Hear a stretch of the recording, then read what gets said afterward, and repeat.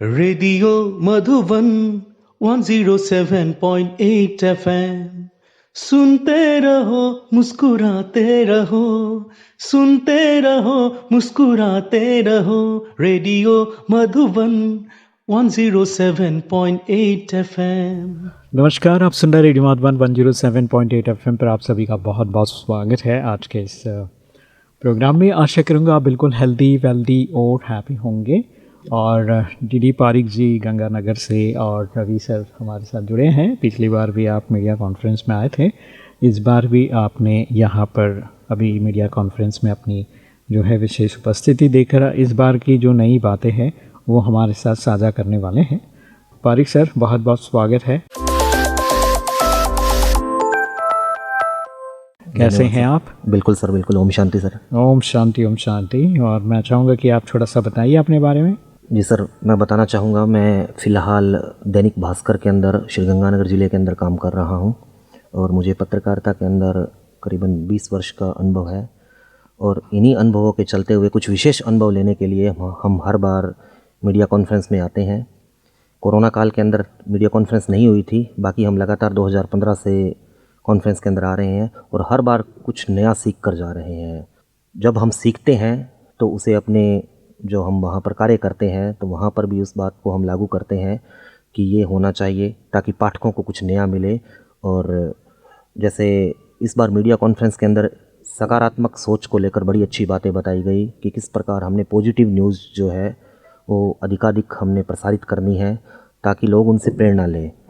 अध्यात्म के बारे में भी, आध्यात्मिकता के बारे में विशेष रूप से हमें बताया गया और वहाँ पर जो हमने सीखा उसे हम जाते ही अपने फील्ड के अंदर लागू करेंगे। इस प्रकार की जो बातें थी, कुछ नए वहाँ पर गाइड हमें मिले, उन्होंने हमें बहुत सारी बातों के बारे में बताया और उन बातों को हमने अपने जीवन में ढाला भी है।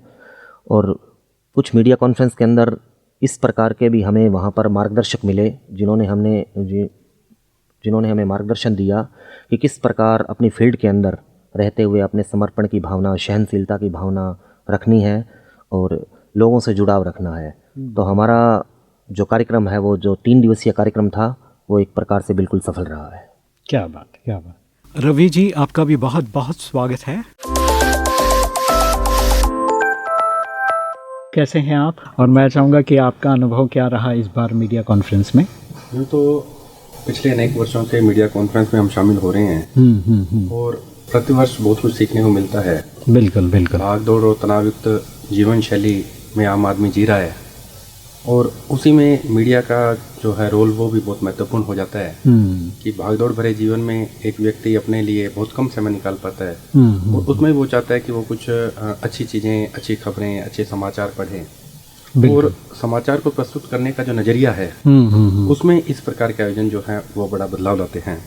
तो मानते कोई पत्रकारिता सार्वजनिक जागरूकता का, सामाजिक मुद्दों पर संवाद का और जुड़ाव को प्रोत्साहित करने का कार्यक्रम है। विविध परिप्रेक्ष्य है, विभिन्न प्रकार की पत्रकारिता के माध्यम से विभिन्न प्रकार के दृष्टिकोण और आवाज़ों का प्रतिनिधित्व किया जाता है। जी। समाज में जिस प्रकार अनेक घटनाएं हो रही हैं तो व्यक्ति को कम समय में हम किस प्रकार से उसी का एक सकारात्मक पहलू से उसके अवगत करवा सकें, यह विशेष रूप से है। इस बार जब आयोजन था तो उसमें एक विषय रखा गया था, spiritual intelligence to artificial intelligence. वास्तव में अभी समस्याएं क्या है कि हमारा जो समाज है वो मानवीय विषयों से मशीनी विषय की ओर आगे बढ़ रहा है। आपने अभी देखा होगा लगभग हर तरफ जो है वो आर्टिफिशियल इंटेलिजेंस का दौर चल रहा है। व्यक्ति के जीवन में अभी पिछले दिनों एक बहुत बड़ी संस्था के किसी व्यक्ति ने एक बात कही थी कि एक समय ऐसा आ जाएगा कि आर्टिफिशियल इंटेलिजेंस इतनी अधिक हो जाएगी कि लोगों के लिए रोजगार के अवसर समाप्त हो जाएंगे। लोग मशीन की तरह सोचना शुरू कर देंगे और लगभग हम देख रहे हैं, हो भी चुका है। व्यक्ति के अंदर संयम समाप्त हो चुका है, धैर्य समाप्त हो चुका है, व्यक्ति में जो सद्भावनाएं हैं वो समाप्त हो रही हैं। तो इस प्रकार के जब आयोजन में हम लोग आते हैं, यहाँ से स्पिरिचुअल सिस्टम सीख करके जाते हैं और उसको जब दैनिक जीवन में उपयोग लेते हैं, समाचारों में उसका जब उपयोग करते हैं और वो पाठक के मन पर भी एक अमिट छाप छोड़ती है। क्योंकि खबरें क्या है कि ये आपका दृष्टिकोण है। एक समाचार को एक से अधिक व्यक्ति जब प्रस्तुत करते हैं तो कहीं ना कहीं उनका नजरिया भी उसके अंदर शामिल हो जाता है। आप उसी समाचार को पॉजिटिव भी ले सकते हैं, उसी समाचार को नेगेटिव दृष्टिकोण से भी चला सकते हैं। तो यह सब यहाँ आने के बाद इसमें परिवर्तन होता है कि किस प्रकार हम अधिक से अधिक सकारात्मक यूज जो है वो अधिक दे सकें। रवि जी, काफ़ी अच्छी बात आपने बताया कि आज के समय में टेक्नोलॉजी हमें जो है कैसे हम इसको समझे कि अब ये हमारे लिए सकारात्मक है, हमारे काम को जो है सुचारू रूप से और कम समय में करने के लिए हमारा माध्यम बन रहा है, या हम इस माध्यम का सही तरीके से उपयोग ना करते हुए उसको अपने लिए यूज़ करना शुरू कर दिया है या अपने फ़ायदे के लिए यूज़ करना शुरू कर दिया है। ये समझना बहुत ज़रूरी है, ऐसा मुझे लगता है।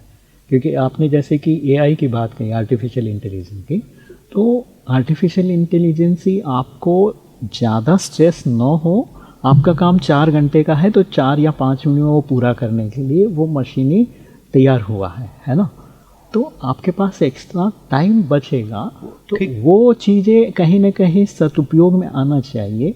और अगर आप 4 घंटा आपके पास है और आधा घंटे में आपका काम हो रहा है तो 3.5 घंटे आपके बच रहे हैं, तो उस टाइम का शायद ठीक से यूटिलाइज करना नहीं आ रहा है या हम उसको बर्बाद ही कर रहे हैं, ऐसा मुझे लगता है। तो यहाँ पर मुझे लगता है कोर जो मेन काम है हमको शायद यहाँ पर करने की जरूरत है। बिल्कुल यही ठीक बात है कि हम पूर्णतः उसके ऊपर निर्भर न हो। हाँ, हमें अपने मानवीय पक्षों को बचा करके रखना है। बिल्कुल बिल्कुल। एक समय था कि ये ठीक है कि मशीन हमारी मदद के लिए है, लेकिन हम हमारे जीवन को ही मशीन में न डाल दें।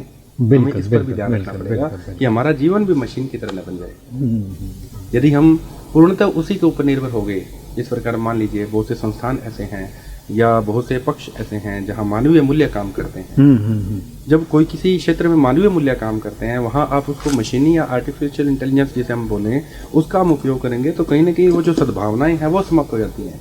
मशीन के अंदर जो है वो भावना नहीं है। व्यक्ति जब स्वयं काम करता है तो भावना प्रधान रूप लेकर कार्य करता है। आप कोई काम करेंगे, मैं कोई काम करूंगा, तो उसके अंदर कहीं ना कहीं हमारा भावनात्मक लगाव जुड़ा होगा।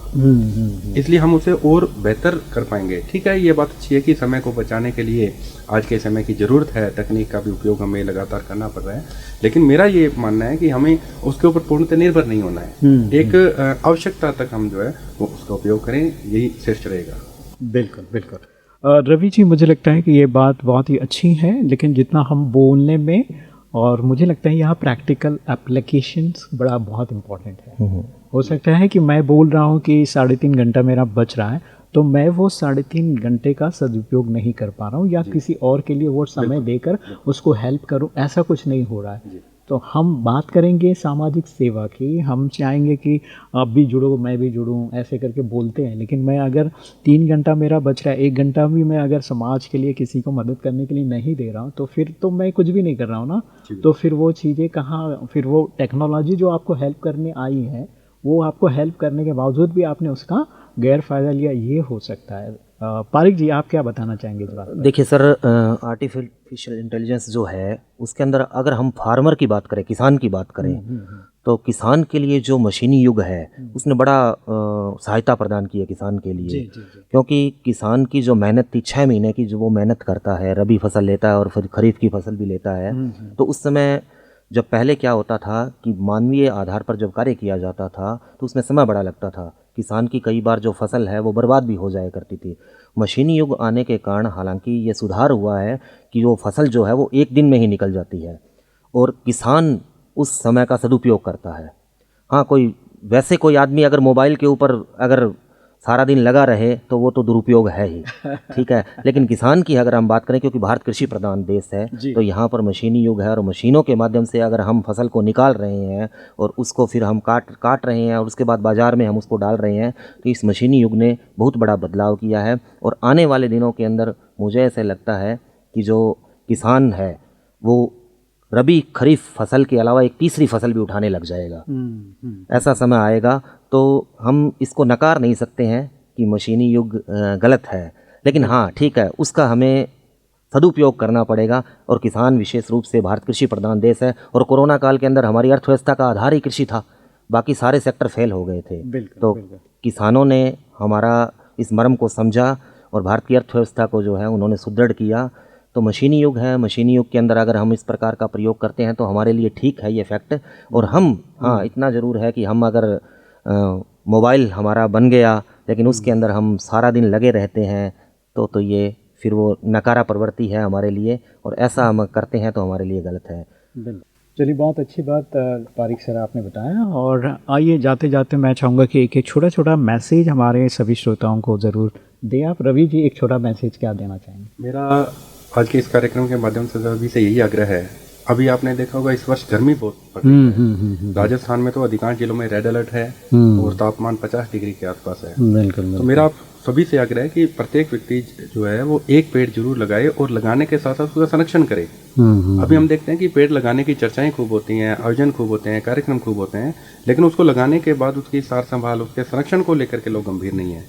आप चाहे कम लगाएं, एक वृक्ष लगाएं, लेकिन अपने जीवन में उस एक वृक्ष को पाल पोस कर बड़ा करें, उसकी जिम्मेदारी आप लें। यही मेरा आप सभी से आग्रह है। बहुत बहुत धन्यवाद, शुक्रिया रवि जी, बहुत ही अच्छी बात आपने बताया। और बहुत ही एक सूक्ष्म जो है बात, जो हम लोग मशीनी युग है और इसमें इंटेलिजेंसी की बात आपने कही, एआई की बात की, वो कहीं ना कहीं हमारे जीवन को समय बचाने का काम कर रहा है। लेकिन क्या हम समय बचा के समय का सदुपयोग कर रहे हैं, ये सवाल सबके पास है। तो जाते जाते पारिक जी, मैं भी चाहूँगा कि एक संदेश आपको बताना है जी। सर, छोटा सा मेरा जो संदेश है वो उन विद्यार्थियों के प्रति है जो आजकल मोबाइल का अत्यधिक उपयोग करते हैं। मोबाइल का उपयोग अगर हम बेहतरीन कार्य के लिए करें, अध्ययन के लिए करें, अच्छे कार्य के लिए करें तो उत्तम है। और मोबाइल का अगर अंधाधुंध हम प्रयोग कर रहे हैं, जिसके अंदर हम रील बना रहे हैं, व्हाट्सअप का यूज़ कर रहे हैं, कोटा शहर के अंदर इस प्रकार की घटनाएं बहुत हो रही हैं, जिसमें अंदर अखबारों में हम पढ़ रहे हैं कि अत्यधिक कांड जो है वो मोबाइल चलाना बताया जा रहा है। मोबाइल से इस प्रकार की वो बातें ग्रहण करते हैं और मोबाइल का दुरुपयोग हो रहा है। तो विद्यार्थियों से यही संदेश है कि आप मोबाइल का प्रयोग तो करें, आधुनिकता के अंदर जुड़ना उनके अनिवार्य है, लेकिन उसका प्रयोग करते समय ये सावधानी बरतें कि आप उसकी एक समय सीमा बांध लीजिए कि मुझे इतने ही समय इस मोबाइल का प्रयोग करना है, और अगर मैं प्रयोग करता हूं तो वो अध्ययन के लिए अत्यधिक प्रयोग करूं ताकि मुझे ज्ञान का संचार हो। पारिक जी, बहुत ही अच्छी बात आपने बताया। आशा करूँगा हमारे सभी दर्शक श्रोता मित्रों को भी बड़ा अच्छा लग रहा है।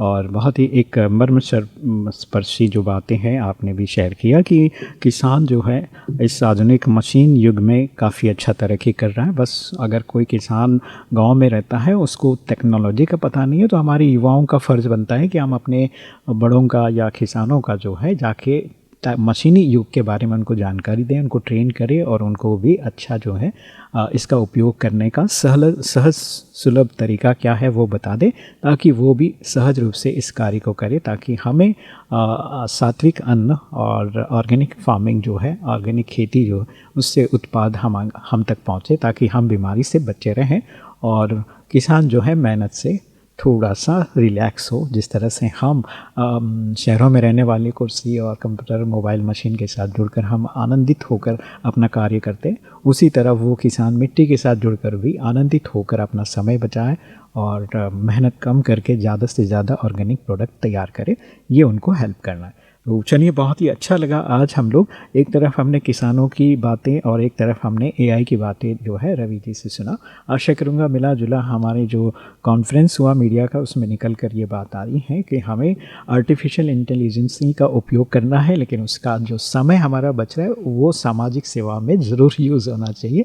इस पर हम सभी को गौर करना है। इन्हीं शुभ आशाओं के साथ फिर मिलते हैं एक बार फिर से। पारिक जी एंड रवि जी को बहुत बहुत शुभकामनाएं। आप सुनाए हैं रेडियो मधुबन 107.8 FM। सुनते रहो, मुस्कुराते रहो।